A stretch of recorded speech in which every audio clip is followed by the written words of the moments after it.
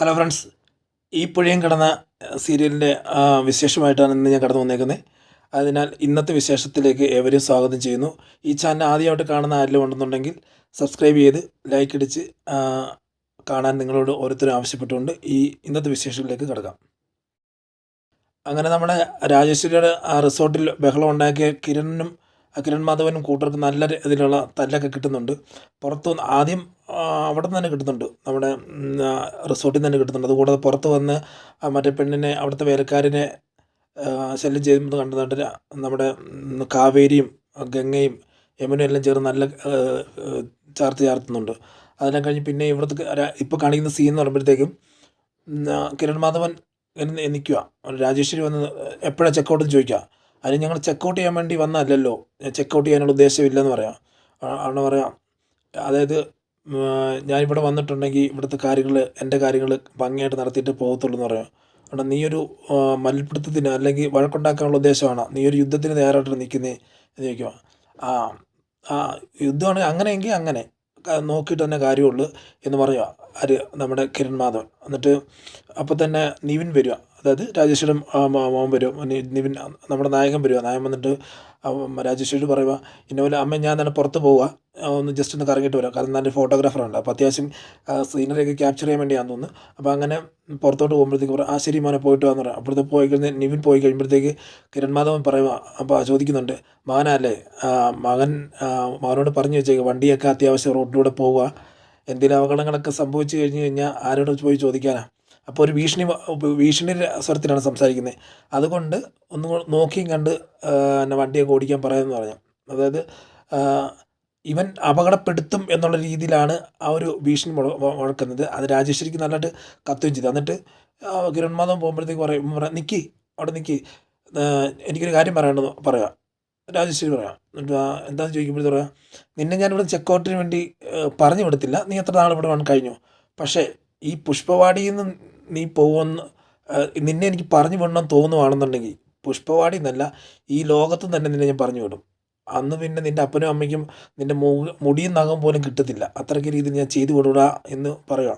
അപ്പോൾ അത് സൂക്ഷിച്ച് നോക്കുക. അതായത് നല്ലൊരു തർപ്പിച്ച രീതിയിൽ അമ്മമാർ നോക്കിയിട്ട് പോവാം രാജേശ്വരിനെ. കാരണം അങ്ങോട്ടും ഇങ്ങോട്ടും നല്ല തർക്കവും അടിയും പിടിയും ബഹളമൊക്കെ ആയിട്ടുണ്ട്. അതാണിപ്പോൾ നമ്മുടെ റിസോർട്ടിൽ കാണുന്ന സീൻ. അത് കഴിയുമ്പോഴത്തേക്ക് കാണിക്കുന്ന അടുത്ത സീൻ, നമ്മുടെ നിവൻ വന്ന് സീനറി ഒക്കെ എടുത്തുകൊണ്ടിരിക്കുക. അത്യാവശ്യം തേയിലക്കാടും അത് ഇത് നല്ല കുന്നും മലകളെല്ലാം എടുത്തുകൊണ്ടിരിക്കുമ്പോഴത്തേക്ക് കുറേ പിള്ളേർ അവിടെ നിന്ന് കളിച്ചുകൊണ്ടിരിക്കുകയാണ്. ആ സമയത്ത് അങ്ങോട്ട് നമ്മുടെ കാവേരി വരിക. കാവേരി വരുന്ന നല്ല നായിക, നല്ല നല്ല ഗംഭീര പെർഫോമൻസ് കാഴ്ചവെച്ചുകൊണ്ട് വരുന്നത് സ്കൂട്ടി ഓടിച്ചുകൊണ്ട് വരികയാണ്. അവിടെ വന്നു കഴിയുമ്പോഴത്തേക്ക് അപ്പം ഈ നിവൻ വന്ന് ഈ പിള്ളേരോട് ചോദിക്കും, എന്താ നിങ്ങൾക്ക് എന്നെ പരിചയമുണ്ടെന്ന് ചോദിച്ചു. ഇല്ല, പരിചയമില്ലാതെ നിങ്ങളെങ്ങനെ എന്നോട് സംസാരിക്കുന്നത്, ചേട്ടന് ഞങ്ങളെ പരിചയമില്ല, പിന്നെ ഞങ്ങളോട് സംസാരിച്ചില്ലെന്ന് ആ നിവൻ പറയുന്നുണ്ട്.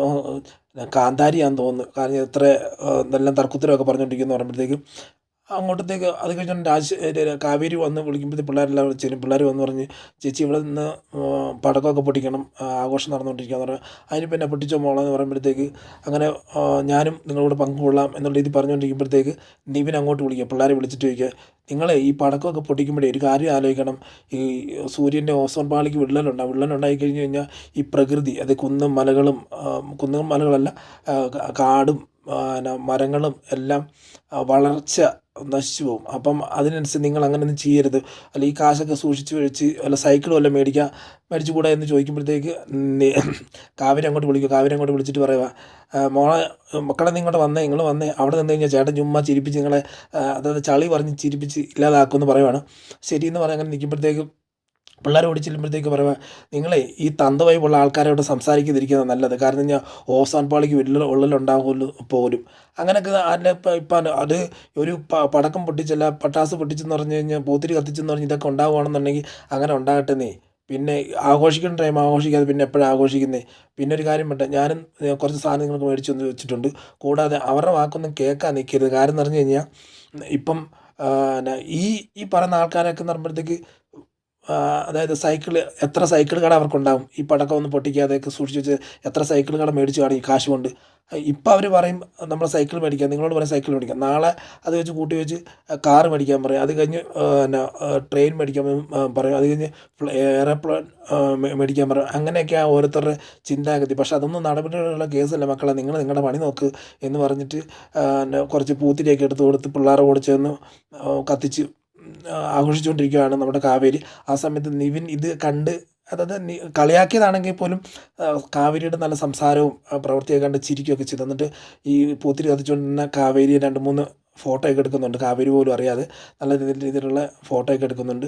അടുത്ത സീൻ കാണിക്കുന്ന നമ്മുടെ അരവിന്ദനും ശാരദാമ്മയാണ്. അപ്പോൾ അരവിന്ദൻ ഇങ്ങനെ ഓരോന്ന് ആലോചിച്ചുകൊണ്ടിരിക്കുന്നത്. നമ്മൾ അറിയാമല്ലോ നമ്മുടെ ആദ്യത്തെ മോളെ ഗംഗയുടെ ഒരു കല്യാണാലോചനയെക്കുറിച്ച്, അത് നമ്മുടെ വിനീതുമായിട്ടുള്ള കല്യാണാലോചനയെക്കുറിച്ച് ഇങ്ങനെ ചിന്തിച്ചുകൊണ്ടിരിക്കണം. അപ്പോഴത്തേക്ക് ശാരദ വന്നിട്ടിരിക്കും, എന്നെ ചേട്ടാ ഇവിടെ ഇരിക്കുന്നതെന്ന് ചോദിക്കുമ്പോഴത്തേക്ക്, അതേ നമ്മുടെ ഗംഗയുടെ കല്യാണത്തെക്കുറിച്ച് എന്താ നിൻ്റെ തീരുമാനം എന്ന് ചോദിക്കുമ്പോഴത്തേക്ക്, അത് ഒന്ന് തീരുമാനിക്കിരിക്കുന്നത് നമ്മുടെ വിനീതമായിട്ട് നമ്മൾ നേരത്തെ ഉറപ്പിക്കുന്നിരിക്കട്ടെ, അതൊക്കെ കൊച്ചിയിലെ നമ്മൾ ഉറപ്പിച്ചതാണ്, ശരിയാണ്, നമുക്കത് താല്പര്യമുണ്ട്. പക്ഷേ പിള്ളേരുടെ മനസ്സിൽ എന്താണെന്ന് അറിയത്തില്ല. മാത്രമല്ല പിള്ളേർ വളർന്നു വന്നു കഴിയുമ്പോൾ അവർക്ക് അവരുടേതായിട്ടുള്ള ഇഷ്ടങ്ങളുണ്ട്.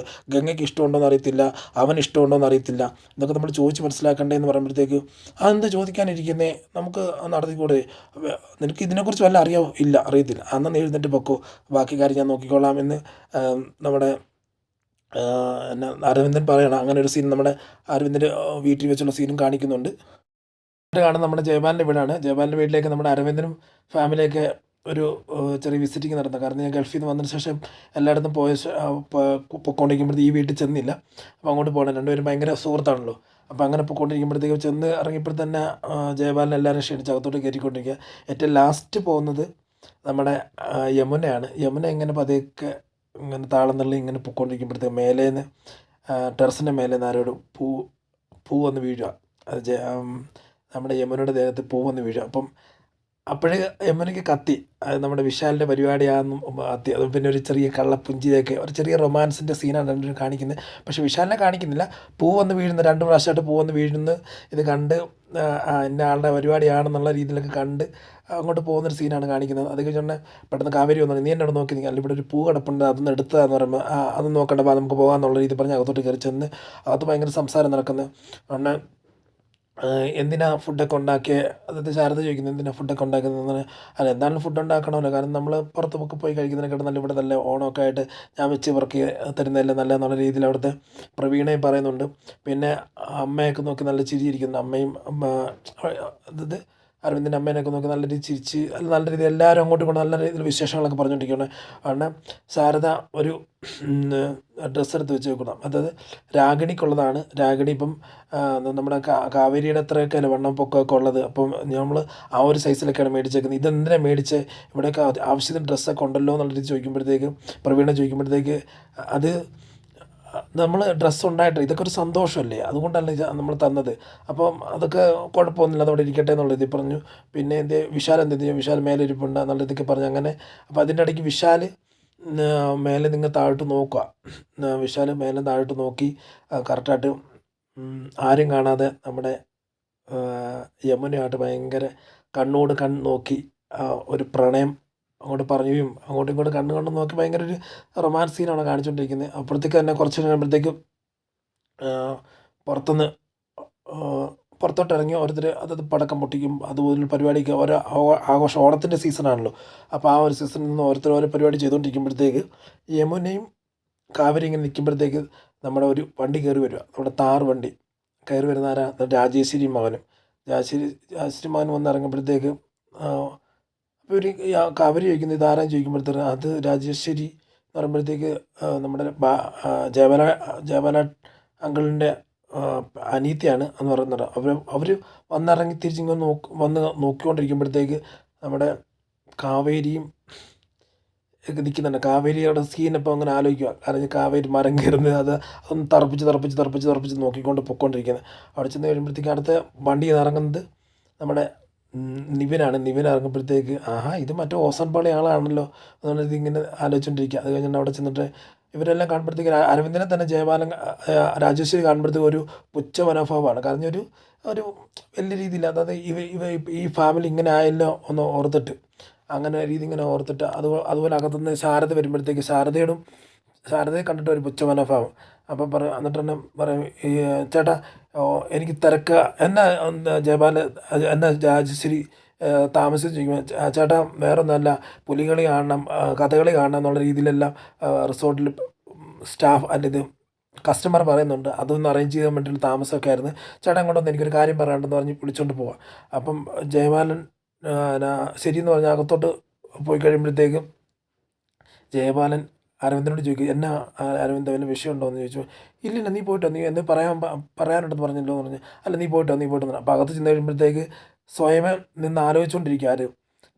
രാജേശ്വരി ആലോചിച്ചിട്ടുണ്ടത് ഫസ്റ്റ് നിവിൻ്റെ കാര്യമായിരിക്കും. നിവിൻ നിന്ന് ഫോട്ടോ എടുത്ത് കാണിക്കുക. അതായത് ഈ നാട്ടിൽ ആദ്യമായിട്ട് മരം കയറുന്ന ഒരു പെണ്ണിനെ, അത് നമ്മുടെ നാട്ടിൻപുറത്തുള്ള ഒരു മരം കയറിയായിട്ടൊരു പെണ്ണിനെ, മരം കയറി എന്നല്ല, മരം കയറിന് നല്ല അത്ര സാമർത്ഥ്യമുള്ള ഒരു പെണ്ണിനെ കാണിക്കുന്ന ഒരു സീൻ. അങ്ങനെ ഒരു പെണ്ണിനെ എനിക്ക് ഇഷ്ടപ്പെട്ട് എന്നുള്ള രീതിയിൽ പറയുന്നുണ്ട്. അപ്പം മകൻ ഇഷ്ടപ്പെട്ടെന്ന് കണ്ടപ്പോഴത്തെ തന്നെ അവൾക്ക് രാജേശ്വരിക്ക് ഇഷ്ടപ്പെട്ടില്ല. അതിൻ്റെ പുറകെ മറ്റേ റിസോർട്ടിൽ വന്ന അവരെല്ലാം നമ്മുടെ കിരണമാധവനെയൊക്കെ അടിച്ച് അവരൊക്കെ തലക്കെട്ടടിക്കുകയും പരിക്കേൽപ്പിക്കുകയും ഒക്കെ എല്ലാം ചെയ്തില്ലേ. അപ്പോൾ അതിൻ്റെയൊക്കെ, അതായത് ആ ഫാമിലി, ആ പെൺപിള്ളേർ എങ്ങനെ ആയിരിക്കരുത് എന്നുള്ള രീതി ചിന്തിച്ചുകൊണ്ടിരിക്കുകയാണ്. അപ്പോഴത്തെ തന്നെ ജയബാലൻ ചോദിക്കും, എന്നെ രാജേശ്വരി വിളിച്ചതെന്ന് ചോദിക്കുമ്പോഴത്തേക്ക്, ചേട്ടാ ഈ ഫാമിലി ഉള്ളപ്പോൾ എന്തിനാണ് ചേട്ടാ എന്നെ വിളിച്ചത്? എനിക്ക് ഒന്നാമത് തിരക്കുള്ള സമയത്തല്ലേ, ഒന്നാമത് ആ ഫാമിലി എനിക്ക് ഇഷ്ടപ്പെട്ടില്ല. സംഭവം എന്ന് പറഞ്ഞു കഴിഞ്ഞാൽ വേറൊന്നുമല്ല, പറ്റിയ ഫാമിലിയാണ്. ഈ പെണ്ണുങ്ങൾ ഇങ്ങനെയാണ് ജീവിക്കേണ്ടത്. ആ അരവിന്ദേട്ടൻ അവിടെ നിന്ന് വന്നത് എനിക്കിഷ്ടപ്പെട്ടു, കുഴപ്പമൊന്നുമില്ല. പക്ഷേ ആ ഫാമിലിയുള്ള പിള്ളേരെ പിള്ളേർ നാട് ചുറ്റി നടക്കുക. കാരണം ഒരു മര്യാദയില്ല.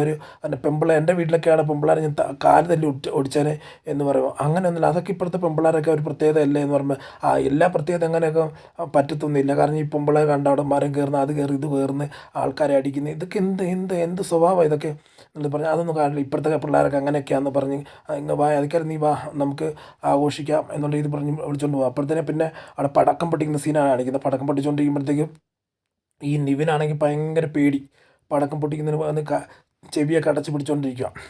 പക്ഷെ വിശാലും ബാക്കിയുള്ള പിള്ളേരും, അതായത്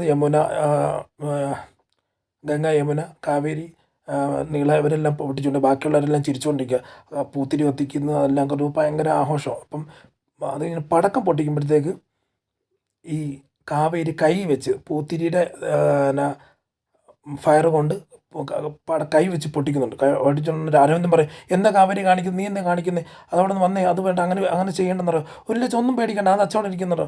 ഉടനെ ജയബാലൻ പറയുന്നുണ്ട്, നീ എന്താ അരവിന്ദ പറയുന്നത്, പിള്ളേർ കളിക്കുക, അതൊന്നും പറ്റത്തുന്നില്ല, ഇത്രയ്ക്ക് എല്ലാം ആകത്തുള്ളൂ, കുഴപ്പമൊന്നുമില്ല, നീ ഒന്നും പേടിക്കേണ്ട കാര്യമൊന്നും ഇല്ല എന്ന് പറയുന്നുണ്ട്. അത് കഴിഞ്ഞാൽ ശരിയെന്ന് പറഞ്ഞ് നിൽക്കുമ്പോഴത്തേക്ക് അത് കഴിഞ്ഞ് അടുത്ത പൊട്ടിക്കുന്ന മുമ്പേ ഈ കാവേരി ചോദിക്കുന്നുണ്ട്, ഇതാരാ എന്ന് ചോദിക്കുമ്പോഴത്തേക്ക്, ഇത് ചേട്ടനാ, അവനെ മാറി നിൽക്കുന്ന ചോദിക്കുമ്പോഴത്തേക്ക്, ആ പണ്ട് തൊട്ടേ പുള്ളി അങ്ങനെ ഒരു പൂത്തിരി കത്തിക്കാൻ പോലും വിളിച്ചാൽ വരത്തില്ല എന്ന് പറയുമ്പോൾ, അങ്ങനെയാണെങ്കിലേ പുള്ളിക്ക് റോക്കറ്റ് കൊടുക്കും. പുള്ളി റോക്കറ്റ്, എന്തിനാണ് റോക്കറ്റ് കൊടുക്കുന്നത്? പുള്ളി റോക്കറ്റ് കയറി പോയിട്ട് ഓസോൺ പാളിയിൽ ഒരു വിള്ളലുണ്ട്, ആ വിള്ളൽ പോയിട്ട് ഈ മണ്ണും ഒക്കെ കുഴച്ച് അതൊന്ന് അടച്ചിട്ട് വരട്ടെ, അതാകുമ്പോൾ പുള്ളിക്ക് അതാ പറ്റിയ പണി, അല്ലാതെ വേറൊന്നും അല്ലെന്ന് പറഞ്ഞിട്ട് ഇങ്ങനെ പുള്ളി അവനെ കളിയാക്കി ചിരിച്ചുകൊണ്ട് ഇങ്ങനെ നിൽക്കുകയാണ്.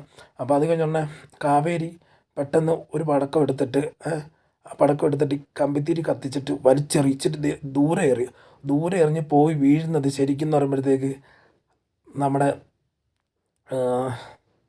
ഇവൻ്റെ ദേഹത്താണ്, നമ്മുടെ നിവിൻ്റെ ദേഹത്താണ്. നിവിൻ്റെ ദേഹത്ത് വീഴുമ്പോൾ തന്നെ എല്ലാവരും അയ്യോ എന്തോ പറ്റിയെന്നുള്ള രീതിയിൽ, അതെന്തോ ദേഹത്ത് വീണ് കൈയൊക്കെ ചെറുതായിട്ട് മുറിഞ്ഞിട്ടുണ്ട്. അങ്ങനെ ഒരു സീനാണ് നമ്മളിന്ന് കണ്ടുവെക്കുന്നത്. എല്ലാവരും അന്താളിച്ച് നിൽക്കുക, എന്താ ചെയ്യേണ്ടത്, എങ്ങനെ ചെയ്യേണ്ടതെന്നുള്ള എല്ലാവരും ഓടി വരുന്നുണ്ട്. അപ്പോൾ കാവേരിയുടെ മുഖമൊക്കെ വിളറും, കാരണം അവൾ കാരണം കൊണ്ട് പറ്റിയതാണല്ലോ. അപ്പോൾ എല്ലാവരും അവിടുത്തെ വീട്ടുകാരും നാട്ടുകാരും എല്ലാം ഓടി വന്ന് എല്ലാവരും എന്താ ചെയ്യണത്, എങ്ങനെ ചെയ്യുന്നത്, പടക്കം പൊട്ടിച്ച് എന്തെങ്കിലും പറ്റിപ്പോകുന്നുള്ളൊരു തോന്നലിലൊക്കെയാണ് ഓടി വരുന്നത്. അപ്പം ഇതാണ് നമ്മൾ കാണിച്ചത്. അത് കാവേരി അങ്ങനെ ഭയപ്പെട്ട് നിൽക്കുന്ന ഒരു സിറ്റുവേഷനാണ് നമ്മൾ കണ്ടത്. അതിനാൽ വ്യൂവേഴ്സ്, നിങ്ങളുടെ ഓരോരുത്തരെയും സപ്പോർട്ട് ഞാൻ ചോദിക്കുന്നുണ്ട്. കാരണം ഈ കഥ എന്ന് പറയുമ്പോഴത്തേക്ക് അത്യാവശ്യം കാവേരി എന്ന് പറയുമ്പോഴത്തേക്ക് ഓൾറെഡി ചെമ്പന്നീർ പൂവ് എന്ന് പറഞ്ഞ സീരിയൽ ചെയ്ത ഒരാളായതുകൊണ്ട് കൂടുതലായിട്ട് നല്ല നല്ല ക്യാരക്ടർ ആളെ കൊണ്ട് ചെയ്യാൻ പറ്റും. ഇവിടെ നല്ല പെർഫോമൻസാണ് കാഴ്ചവെക്കുന്നത്. അത് ഇവിടുത്തെ ഇത്തിരിയും കൂടെ ബോൾഡായിട്ടാണ്, അവിടുത്തെ പോലെയല്ല, ഇവിടത്തേക്ക് ഇത്തിരിയും കൂടെ ബോൾഡ്, നല്ല അടിക്കാനും മരം കയറാനൊക്കെ അറിയാവുന്ന ഒരു പെണ്ണിനെ പോലെയാണ് ഇവിടെ കാഴ്ചവെച്ചുകൊണ്ടിരിക്കുന്നത്. അപ്പോൾ ഈ ഫാമിലിയുള്ള വിശേഷങ്ങൾ കൂടുതലായിട്ട് നിങ്ങളോട് പങ്കുവെക്കാൻ ആഗ്രഹിക്കുന്നു. വരും ദിവസങ്ങൾ നിങ്ങളുടെ ഓരോരുത്തരുടെ സപ്പോർട്ട് കൂടുതൽ ആവശ്യപ്പെട്ടുകൊണ്ട്, കാരണം സപ്പോർട്ട് എന്ന് പറഞ്ഞാൽ നിങ്ങൾ സപ്പോർട്ട് ചെയ്യുന്ന പറഞ്ഞാൽ ലൈക്ക് അടിച്ച് സബ്സ്ക്രൈബ് ചെയ്തിട്ട് ഈ ചാനൽ കാണാൻ ആവശ്യപ്പെടുന്നു. അതിനാൽ നിങ്ങളുടെ ഓരോരുത്തരുടെ സപ്പോർട്ട് ഞാൻ പ്രതീക്ഷിച്ചുകൊണ്ട് ഇന്നത്തെ ഈ വീഡിയോയിൽ നിന്ന് ഞാൻ വിട പറയുന്നു. Signing off. Thank you.